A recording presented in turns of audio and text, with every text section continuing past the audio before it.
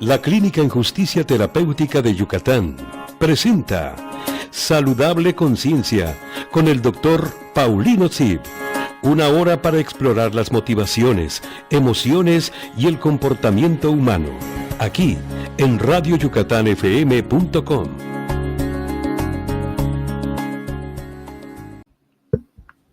Saludable Conciencia, Media Yucatán, 3 de mayo del 2018, y hoy nos acompaña Tania Medina, en la cual una de sus quehaceres es ser reportera. Nos las encontramos en un evento que ahorita pues es difícil que me lo puedan percibir porque traigo mangas largas y me enchina en la piel poder reconocer la muerte de un hermano que hizo eco aquí en mi vida cuando lo trajimos, y él es José Luis Valdés. Él no... Javier Valdés no puede estar fuera del pensamiento y la gratitud, y este programa que hoy le vamos a dedicar en memoria de su aportación, yo creo que no solamente en México, sino su aportación en el mundo. Él fue un periodista en la cual se caracterizó por señalar con la pluma, señalar con el comportamiento, dar muestra de su credibilidad. En el siglo XXI, hace un año, cuando viene a presentar uno de sus libros que tenía que ver con el periodismo y el narcoperiodismo, aquel libro, estaba llena la sala cuando lo presentó. Él preguntó, por favor, levanten las manos, ¿quiénes de los de aquí son reporteros? Y tristemente levantaron la mano 3 personas. Una de ellas era quien estaba presentando el libro, era la presentadora del libro, y 2 reporteros. Y él dijo, con una palabra como bien se caracterizaba, que ahora me la guardo, dijo: así no hacemos la verdad con el andar.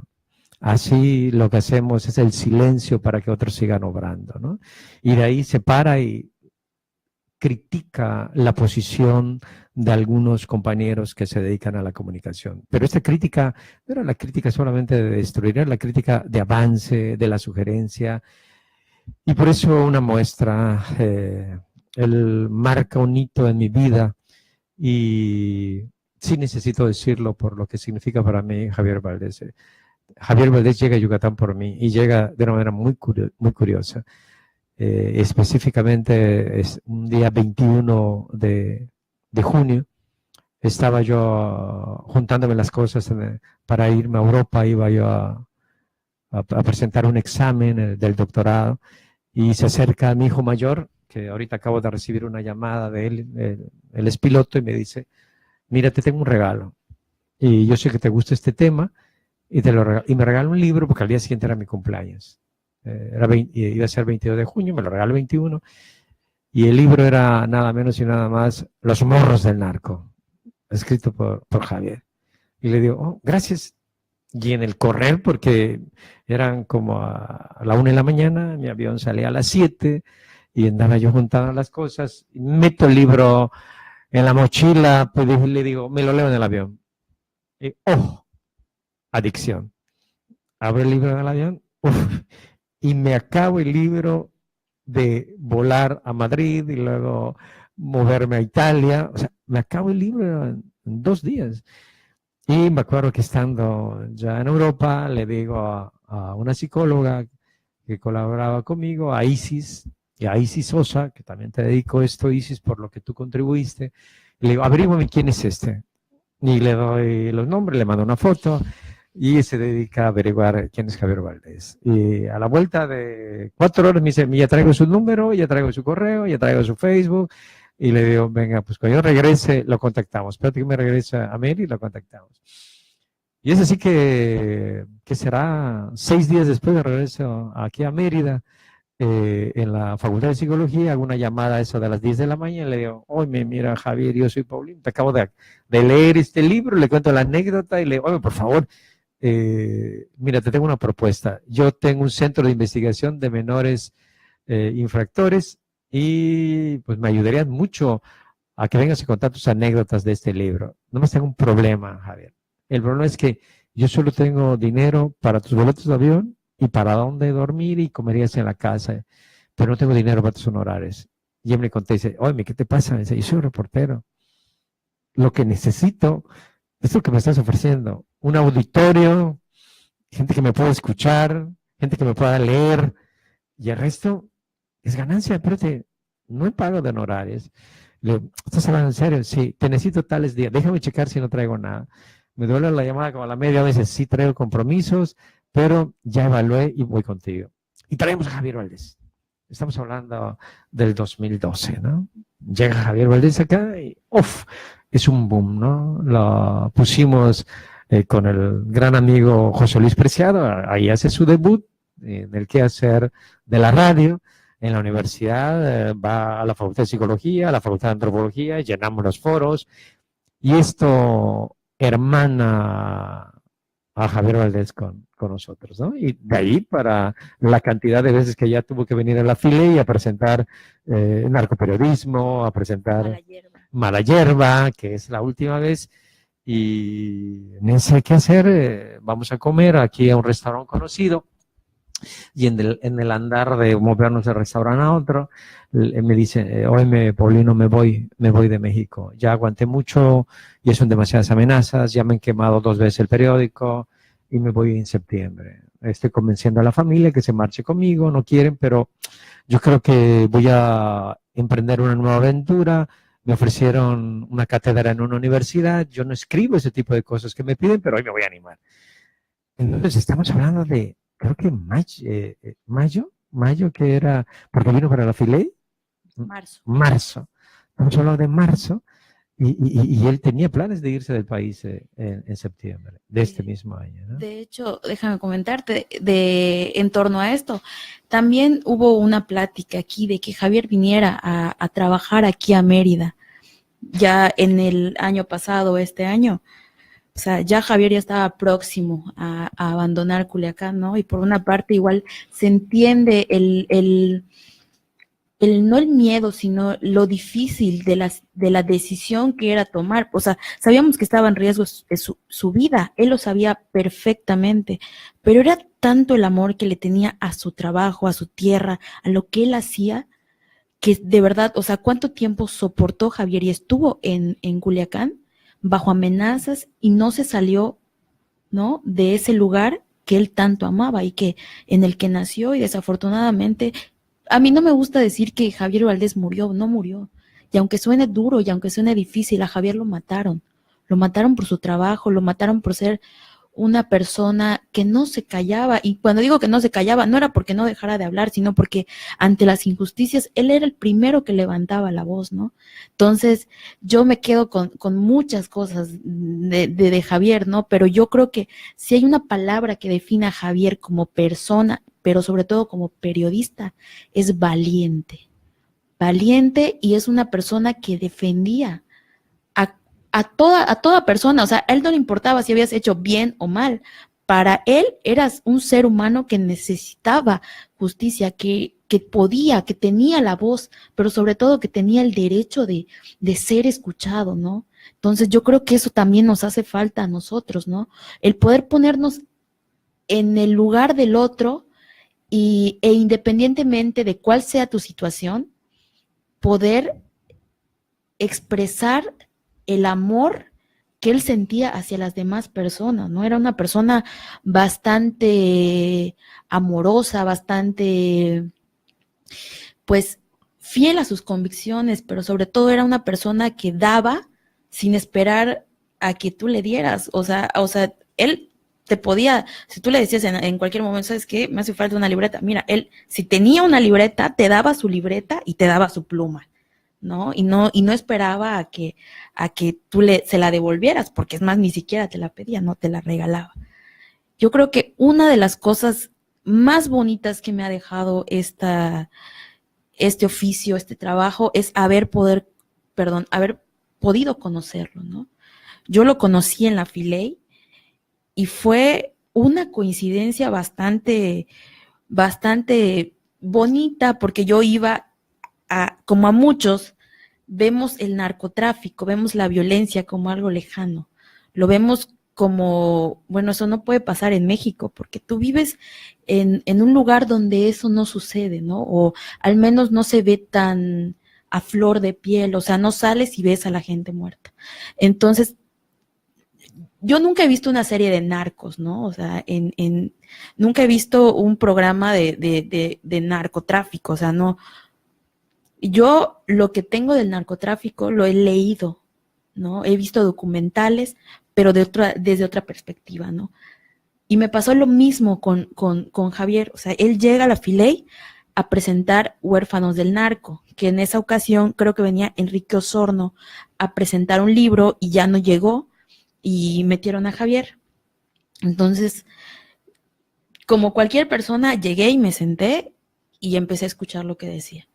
Pero yo decía, ¿por qué este hombre está hablando de una cosa que pone en riesgo su vida? ¿No? Entonces ya él me explicó, o sea, ahí naces, creces y te mueres con el narcotráfico.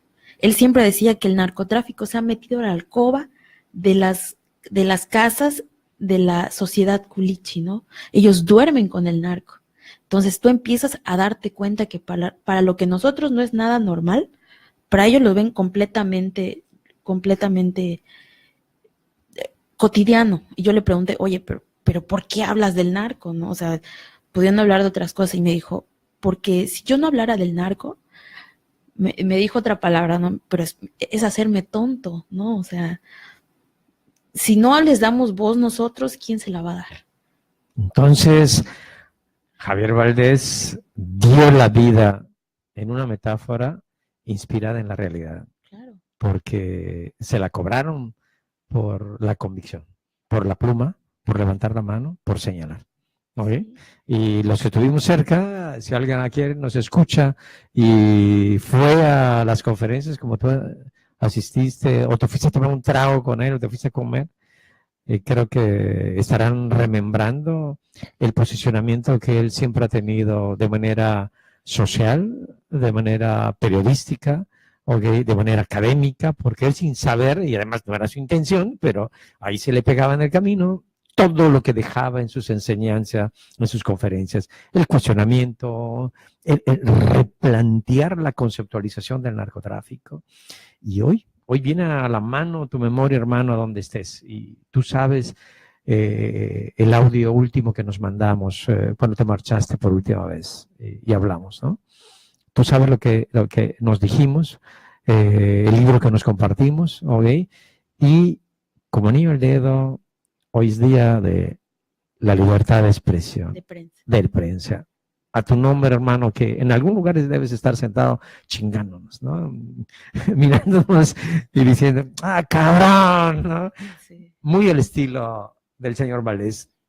Hermano, no creo que yo pueda pedir muchos como tú, porque fuiste único, te creaste un estilo, aportaste, y hay algo que creo que llega a la médula. El que escribe trasciende, y tú escribiste mucho.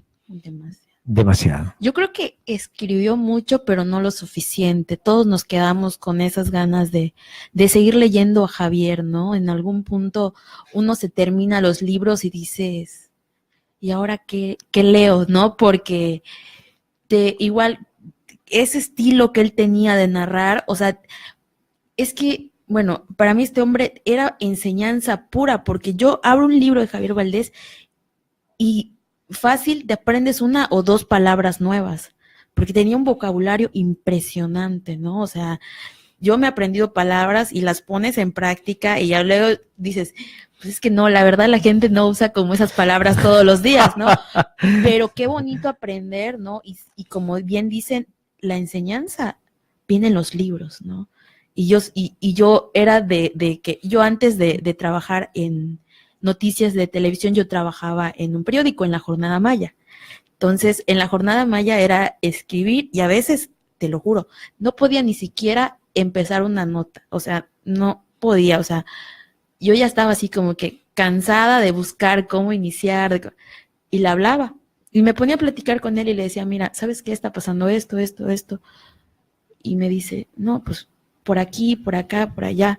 Luego al día siguiente le mandaba la nota y me dice, o ya me daba las indicaciones que me debía dar, ¿no? O sea, muy a su estilo, y ya, pues eso íbamos, nos ayudaba, o me ayudaba más bien, ahora sí que tuve el honor y el privilegio de que Javier fuera un maestro para mí, o sea, aunque él estuviera lejos, o sea, él me enseñaba a escribir, ¿no?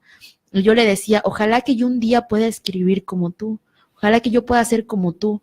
Y él me decía, no, es que tú no vas a ser como yo, tú vas a ser mejor que yo, porque cada quien tiene su estilo y cada quien tiene esto, pero siempre, y hay algo que me decía, que un reportero, un periodista, nunca debe perder esa sensibilidad, ¿no? El poder conmoverse con las historias, ¿no? Con la vida de otras personas, porque a veces yo ahora cada vez que salgo y veo a un anciano quizá, o a un vendedor de paletas, o a un, no lo sé, a cualquier persona que te encuentres en la calle, o sea, yo ya no puedo verlo sin inventarme una historia en mi cabeza, ¿no? Y el por qué está él allá.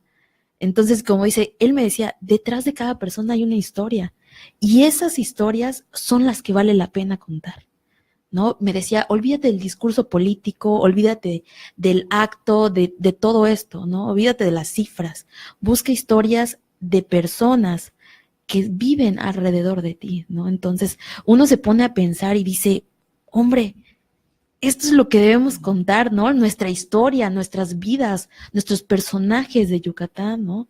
Entonces, es lo que él hacía, ¿no? Claro que le daba sus zapes al gobierno y a todo el narcotráfico, pero realmente si uno se pone a pensarlo, pues yo creo que el poder contar esas historias, ¿no?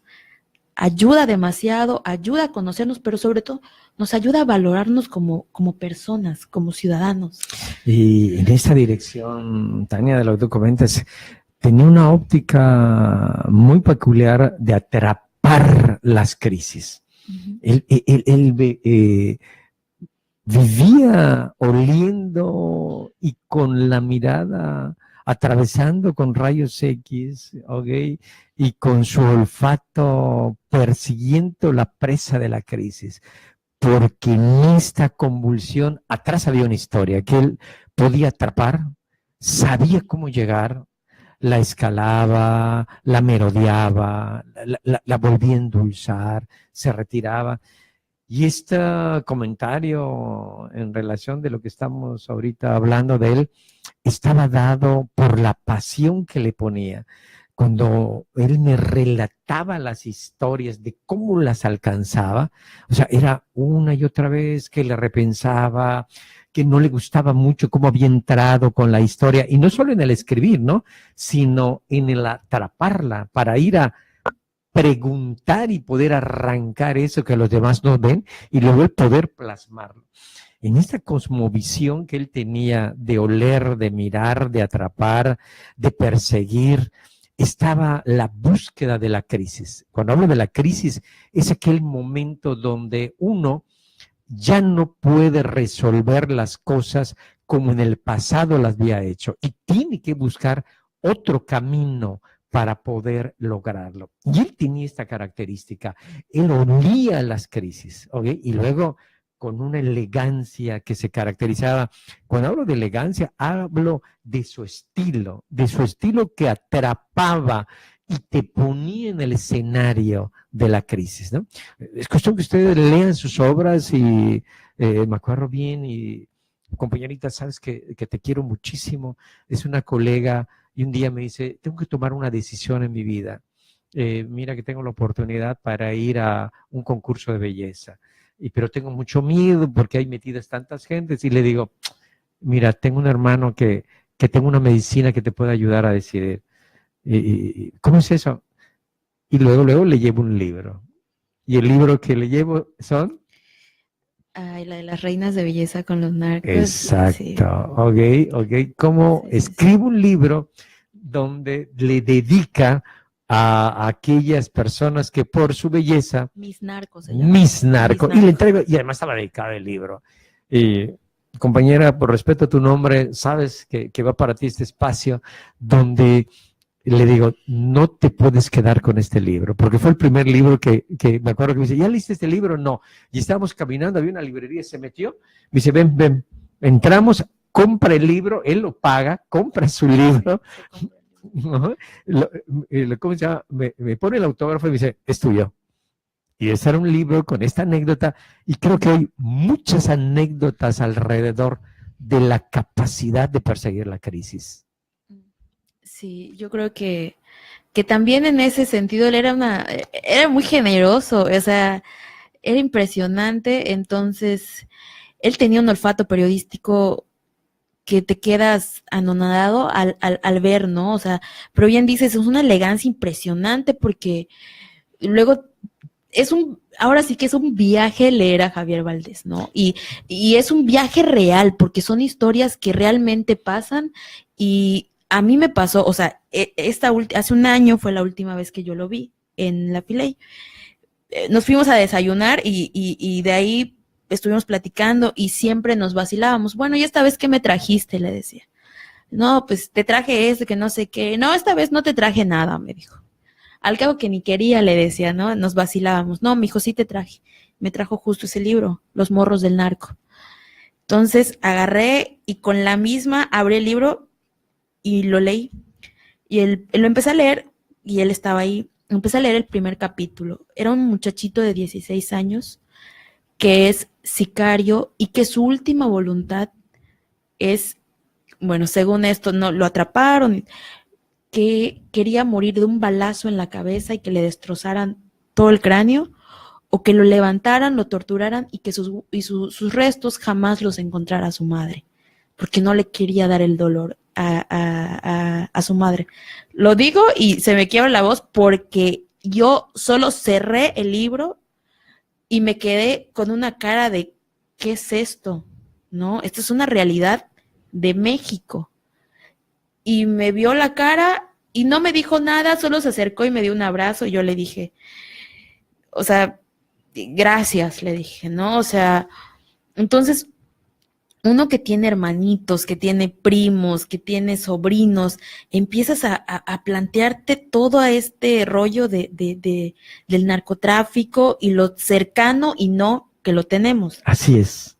Y uno, de verdad, o sea, con los libros, uno de verdad llora y lo goza de una manera impresionante. Javier Valdés, de la vida en la muerte, atrapando la crisis, y dio la vida por lo que amaba. Estamos en Saludable Conciencia, hoy es día 3 de mayo, con el festejo de la libertad de expresión. Les esperamos en el siguiente bloque, y hoy Javier Valdés, en memoria, hermano, en donde te encuentres.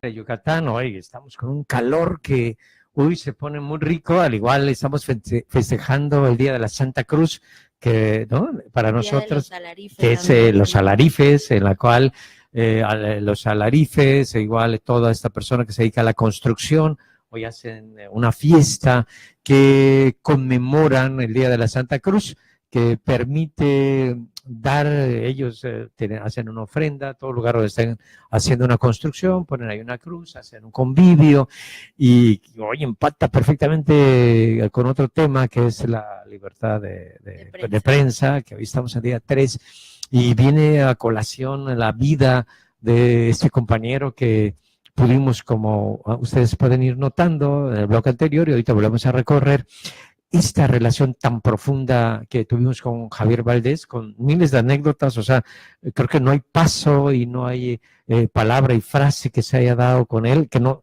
esté matizada de anécdota, ¿no? Porque mucho se caracterizaba este personaje, este buen amigo, que dio la vida por lo que cree, con toda una anécdota que creo que él era un imán de anécdotas, ¿no? Las llamaba.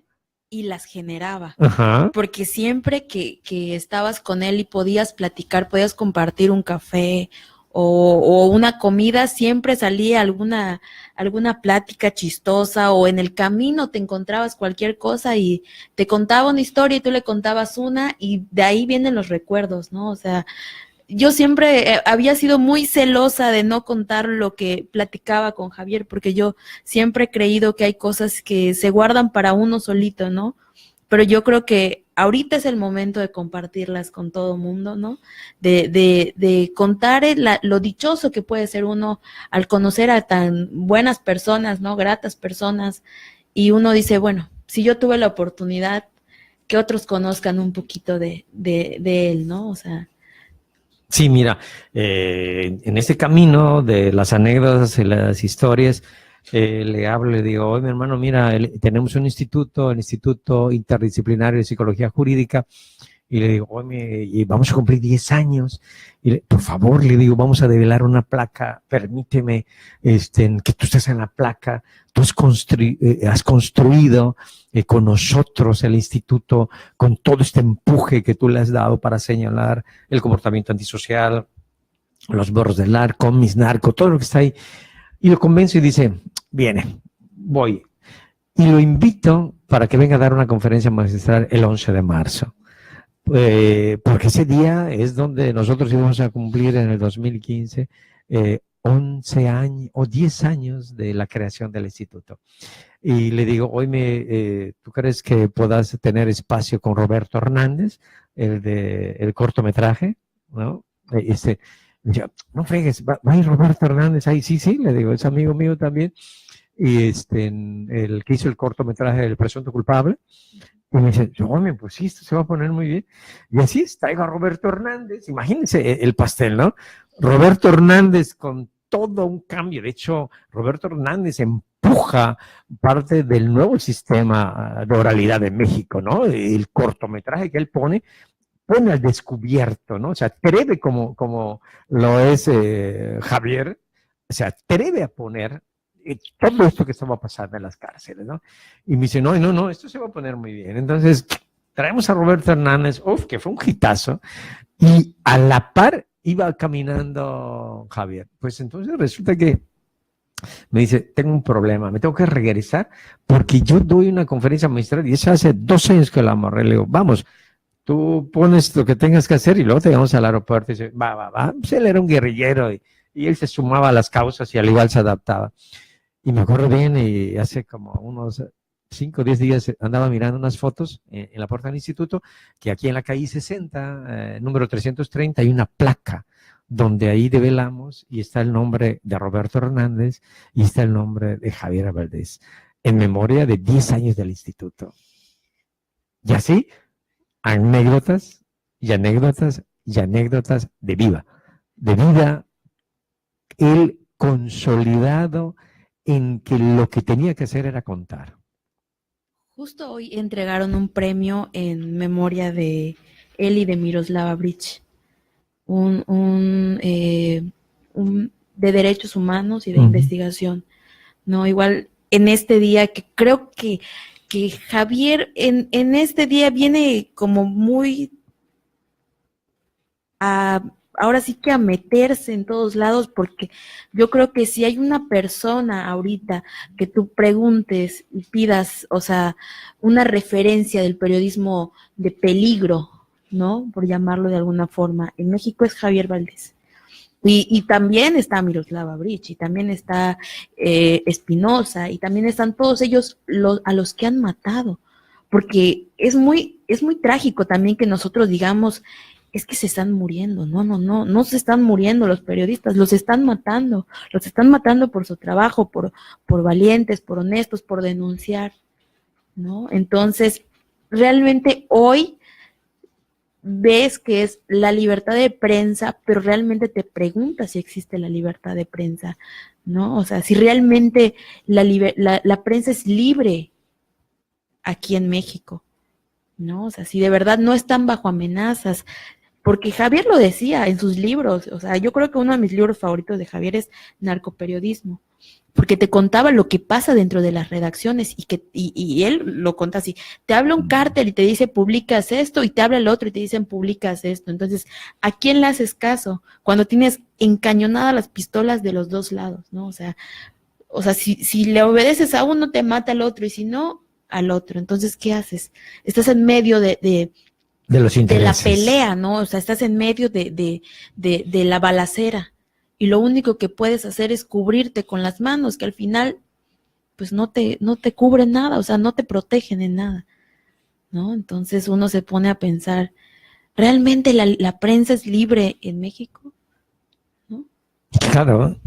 Uy, en esta acabas de poner el dedo en la llaga, ¿no? Donde haces un cuestionamiento que nos lleva a brincar fronteras y nos lleva a tener la duda, como tú bien estás poniendo, si hay realmente libertad de expresión. Si esto que algunos atrevidos, como lo fue Javier, no tienen consecuencias. Si hay ejercicio de transparencia, pero bueno, yo creo que hay gente que este cuestionamiento no solamente se lo hizo y se lo quedó en el pensamiento, lo ejecutó.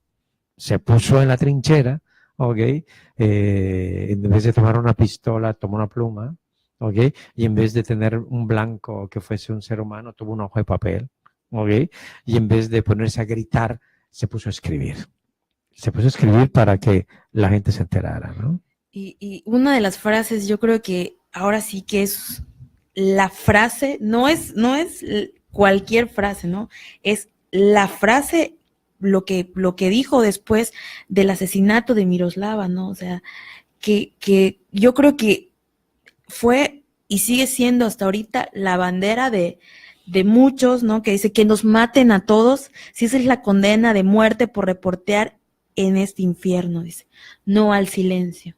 Entonces, ese no al silencio, yo siento que, bueno, no es que no siento, le costó la vida, ¿no? O sea, le costó la vida a Javier y nosotros, la generación, ahora sí que las últimas generaciones o las más jóvenes de reporteros, yo creo que nos quedamos con esa, no sé cómo llamarlo, sino que nos hizo falta conocerlo más, nos hizo falta leerlo más, pero claro, nos hizo falta leer a muchísimos más periodistas, o nos hace falta, ¿no? Meternos y empezar a rebuscar y hacer ese periodismo valiente, contestativo, ¿no? Porque a veces, sí es cierto, hay intereses detrás de los medios de comunicación, pero también depende de nosotros poder cuestionar, poder hacer preguntas, poder levantar la voz y cuestionar nuevamente si el periodismo, lo que estamos haciendo, si está haciendo y estamos haciendo lo que se debe. Mira. Yo a esto que tú estás diciendo, yo siento que es el arranque de la historia, ¿eh? Y es el arranque de la propuesta periodística, porque Javier, algo que le aprendí a Javier, no fue el señalamiento por el señalamiento, ¿eh? O sea, no escribió y no puso la pluma sobre el papel para la destrucción por la destrucción misma, porque alrededor y al final de cada propuesta hubo un quehacer de ejercicio de construcción. Porque tú escuchabas cuando viene y presenta los morros de narco y dice, a ver, tenemos que recuperar el espacio público, juguemos en las coladeras, a las coladeras, a patear el fútbol, juguemos en la cancha, recuperemos el parque, salgamos a tomar el fresco, preguntémosle al vecino qué es lo que pasa. Entonces, mira cómo hay un periodismo, sí del señalamiento, de lo que hay que cambiar, y lo que le caracterizó fue la propuesta. Ahora que mencionas esto, igual es importante, ¿no? O sea, mencionar que la tecnología nos está abrazando y nos está poniendo contra la pared y estamos prefiriendo ya no salir a platicar con el vecino de al lado, sino quedarnos a ver series, que estamos prefiriendo, no lo sé, estar en la computadora, en el Facebook, ¿no? Entonces, también eso es importante señalarlo en este momento, ¿no? O sea, que si queremos de verdad un factor de cambio, nosotros tenemos que ser ese factor de cambio, ¿no? Porque no podemos decir, ay, hay que rescatar los espacios públicos, sí, pero hay que salir a hacerlo, ¿no? O sea, no podemos estar, sí, salgan los niños a jugar, pero ya los papás ya no se sientan como antes en la puerta a tomar fresco y ver que los niños estén jugando fútbol. Ahora los niños, ¿qué hacen? Están viendo televisión, están en los videojuegos, y los videojuegos de ahora, ¿qué son? Es violencia. ¿Qué nos está enseñando la televisión?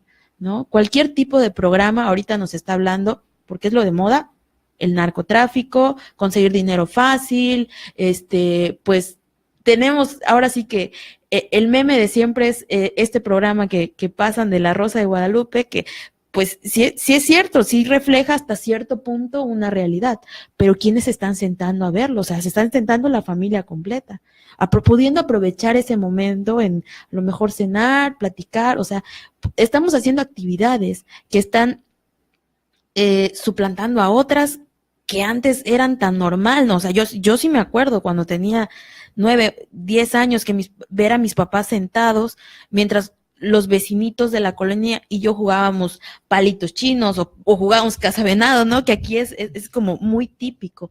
¿Dónde está eso ahorita? Ahorita los niños, ¿qué hacen? Llegan de la escuela, si bien hacen la tarea, después se sientan toda la tarde a ver la tele, a jugar el Xbox. ¿Y dónde está el salir a correr, el respirar el aire, de vivir lo que realmente es vivir, ¿no? O sea, vivir lo que... Y en esta dirección, donde los hábitos se han visto perturbados por esta corriente y estos brazos tan fuertes que nos aprieta cada momento, que es la tecnología, ¿ok? Nos pone contra la pared y nos rompe una estructura social, que es lo que tú y yo estamos haciendo ahorita, donde nos estamos mirando. O sea, donde podemos intentar leer tu reacción y los que están ahí del otro lado también intentan entender algunas cosas en la cual tú y yo estamos gesticulando, ¿ok? Donde esto no es suficiente, porque parte de la interacción es tocar, es mirar, es poder observar el cambio que tienes entre personas. Y me acuerdo mucho cuando Javier comentaba, tenemos que rescatar el espacio público. Y me viene uno de los grandes cambios que hace Colombia para tratar de romper toda esta inercia del narcotráfico.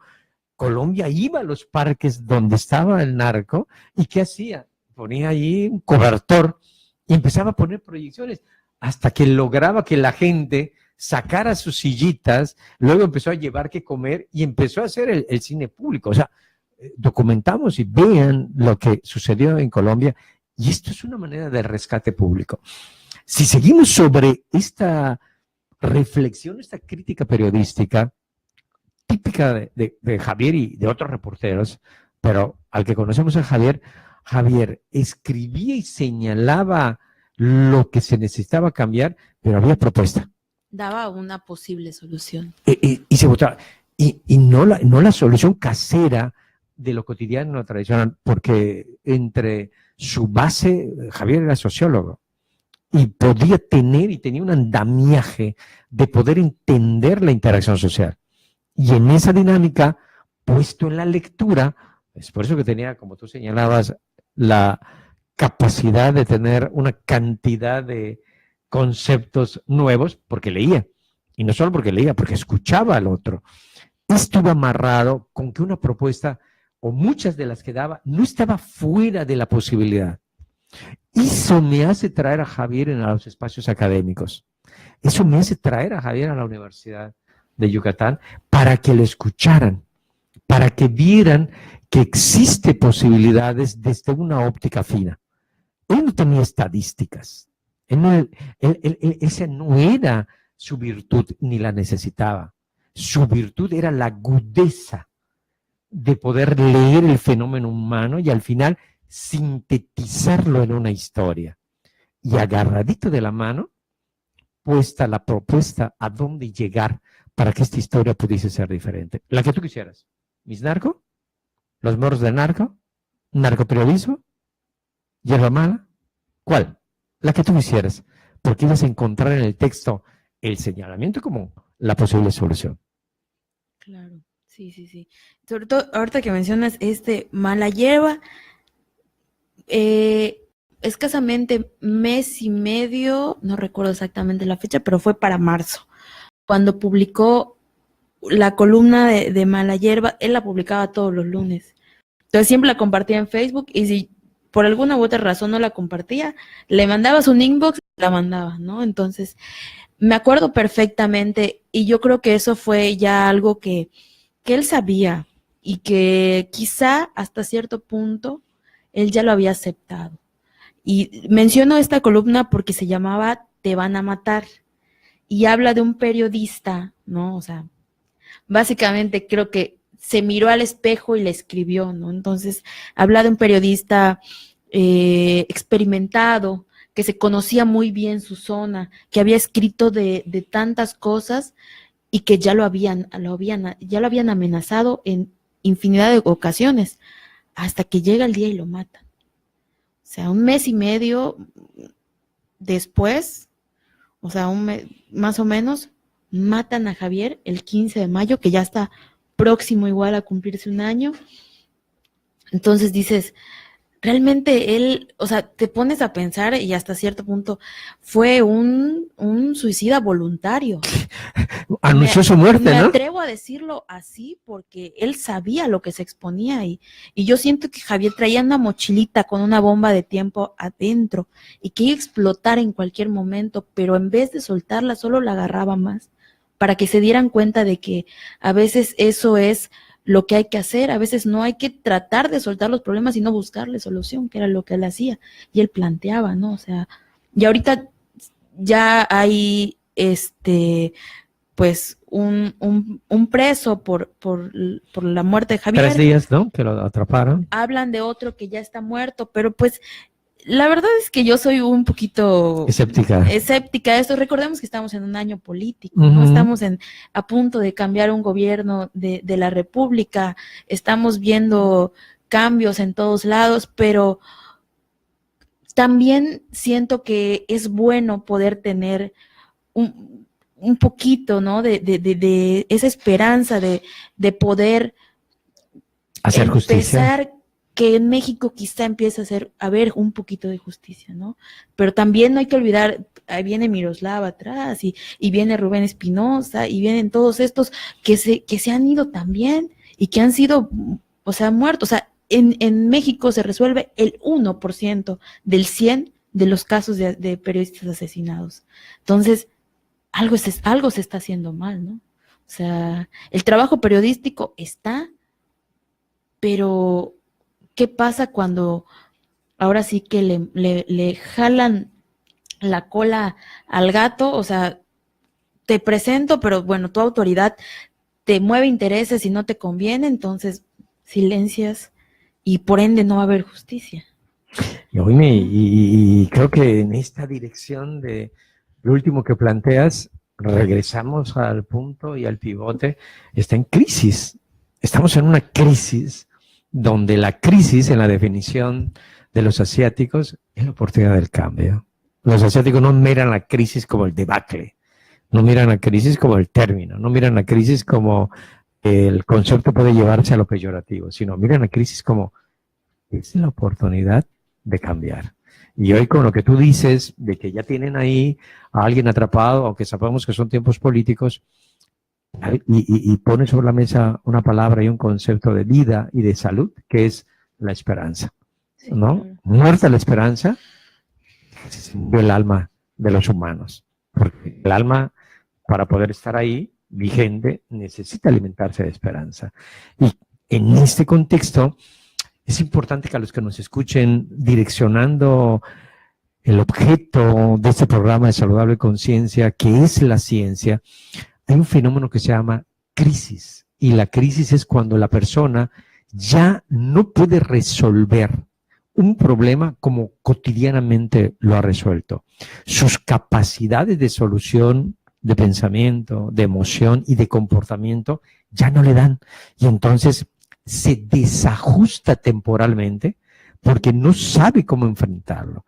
Esto es la definición de crisis, que es un estado temporal de desconcierto donde la manera de resolver cotidianamente ya no es suficiente. Y hoy el cuestionamiento que estamos poniendo en esta mesa es que está en crisis el quehacer del periodismo mexicano.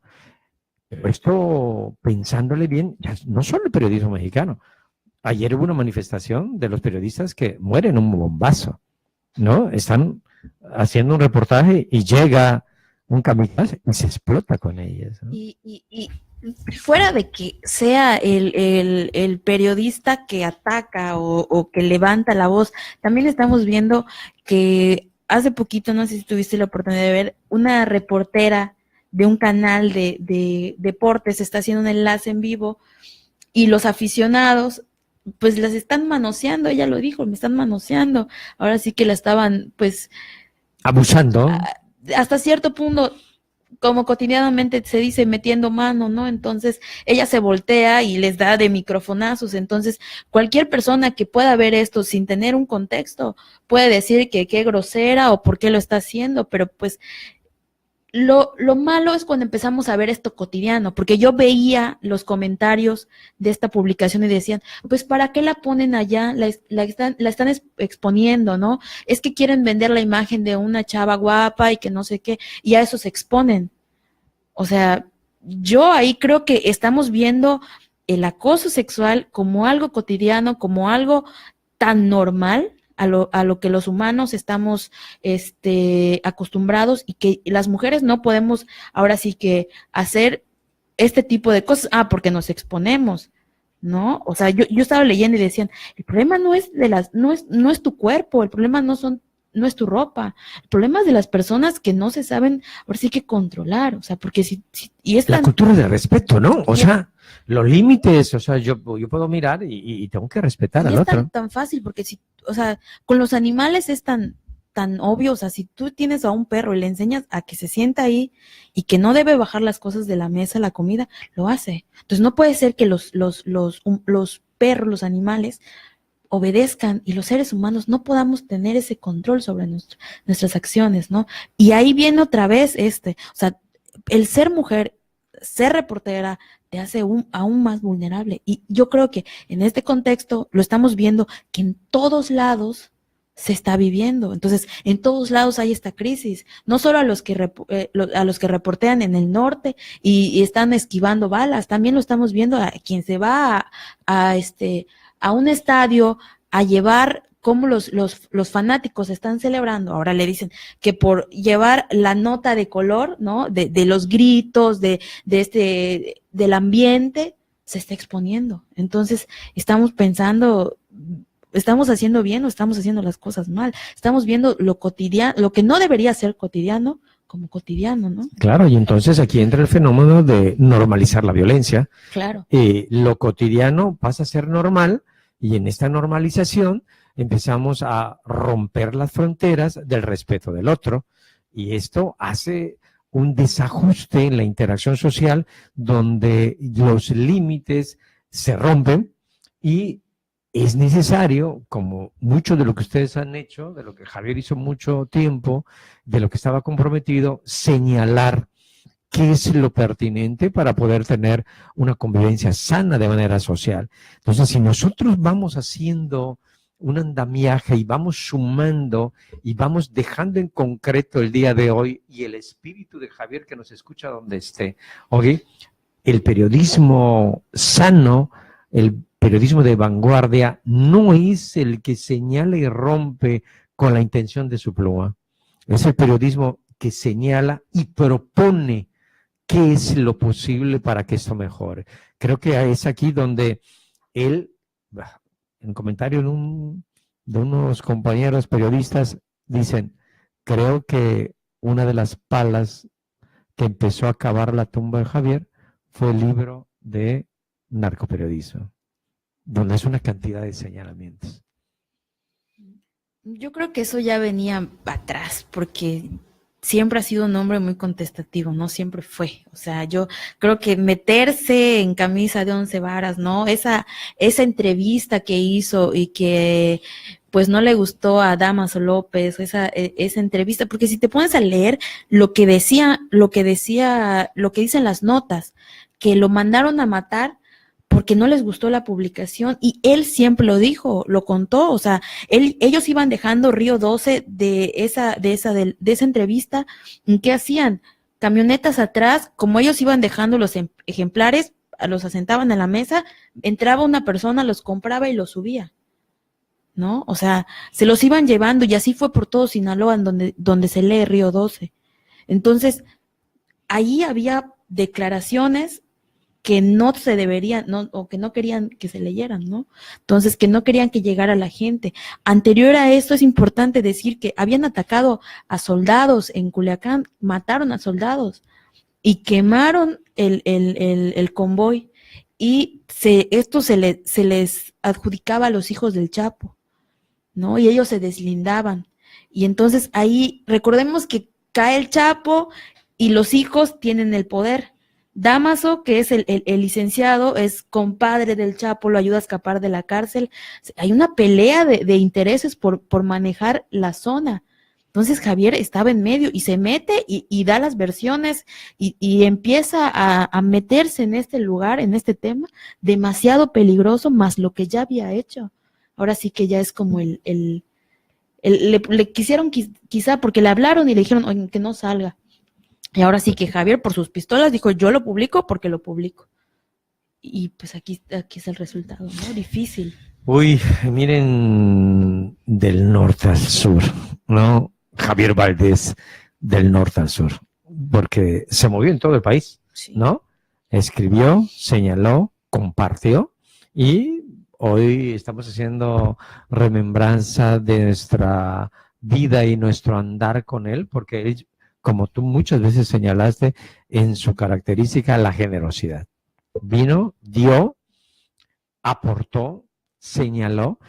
Los universitarios que nos están escuchando, creo que saben y les queda claro lo que él fue y dio y dijo en los espacios de diferentes facultades, también de diferentes universidades, al igual de diferentes medios de comunicación como esta.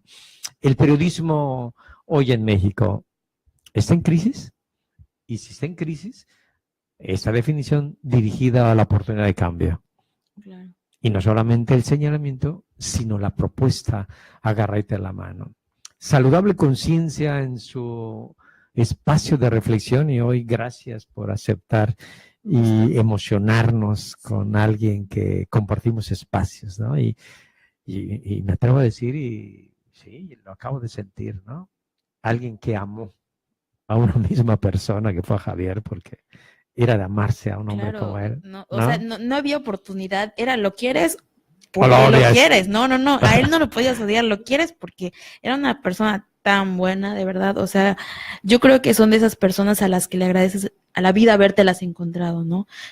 Los que tuvieron la oportunidad de conocerlo, de saludarlo, de abrazarlo, siempre daba abrazos muy calurosos, ¿no? O sea, muy bonitos, o sea, él era así, ¿no? Entonces, te acuerdas, y sí es cierto, te entra el sentimiento, pero lo más importante es que el recuerdo, los libros, las enseñanzas se quedan, ¿no? Entonces, eso es lo más importante. Javier Valdés, te llevamos en el alma, ¿ok? Aquí creo que dejaste huella en nuestra piel, y tienes un espacio aquí en la calle 60, número 330, hay una placa donde lleva tu nombre, donde ahí se mostró tu generosidad. Gracias, quien nos escucha, lo que significa en el periodismo, hoy que estamos festejando La libertad de expresión. la libertad de expresión. Saludable conciencia desde Mérida, Yucatán, gracias por acompañarnos, por disfrutar esta tarde de un hermano que compartió y creyó que esto es el camino para tener una mejor sociedad. Saludable conciencia, Mérida, Yucatán, 3 de mayo del 2018. Nos esperamos el próximo jueves.